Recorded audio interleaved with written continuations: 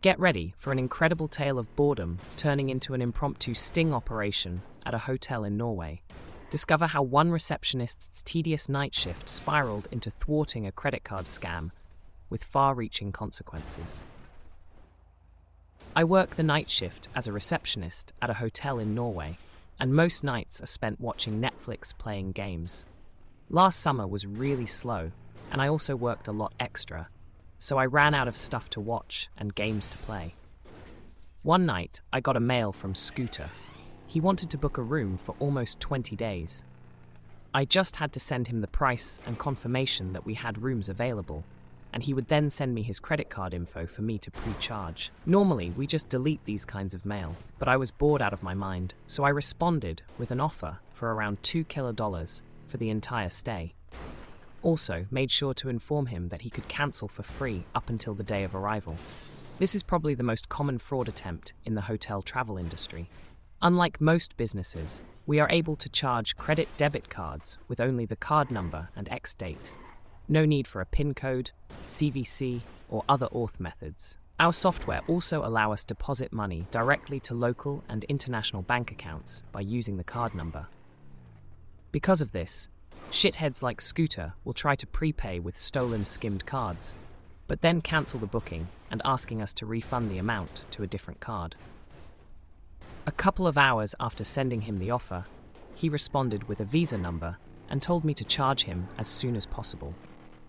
I checked the card with our validation software, and to my big surprise, it did not belong to Scooter. If validation succeeds, it will return with the card owner's name 90% of the time. I sent him a new mail stating that the card was declined because of insufficient funds. He quickly replied and gave me a new card to try. Guess what? This one didn't belong to Scooter either. Wasn't even the same person as the first card. By checking the BIN codes, 6 first digits, I found which banks had issued the cards, not even issued in the same country. My plan was to just call the banks and inform them of the attempted scam, but there were still several hours before I could go home, so I decided to fuck with Scooter a bit more. Sent him a reply that the second card went through, and also the reference number for his stay at our hotel. As expected, a couple hours later, Scooter sent a mail cancelling the order and asked if we could refund the money to a different card, as he had lost his wallet and deactivated the card he paid with. This card was issued from a Polish bank. Not sure why, but Polish bank accounts are often used by people who want to launder money from bitcoins and drugs. You can buy a legit card for around $500 that is registered to some guy-girl in Poland from Darknet. At this point, Scooter were probably pretty happy about the $2 he soon would receive. I replied that it was no problem for me to transfer the dollars to a different card, as long as it was valid. How fun would it be to also cancel his own card, so that he had to spend $500 for a new one? Not fun enough. In the last mail I wrote that he could send me the card number, but that our email server would go down for maintenance in a few minutes, so my boss would do it on Monday. It was now Saturday morning, so enough time for the charged bank to call us and reverse the transfer. If he needed the money right away, I told him to call the hotel before I ended my shift at 07. He called almost immediately, and I wrote down the card number and his phone number.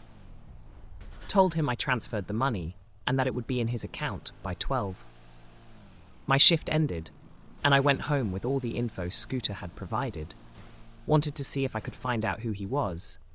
And this idiot had an open Facebook profile that I found using his phone number. He even listed his address and employer. Looked a bit like the artist Scooter, but with even more fucked up face and spiky hair full of gel. He lived somewhere outside of London, in an area I would describe as a British trailer park. Houses that were nice at some point, but where the owners had spent OPS on maintenance since it was built. Thrash everywhere, and broken windows that were boarded up or fixed by sealing holes with garbage. Now to the fun part. According to his FB profile, Scooter worked at a hotel. This meant that he would have access to card information from guests that booked through sites like booking.com.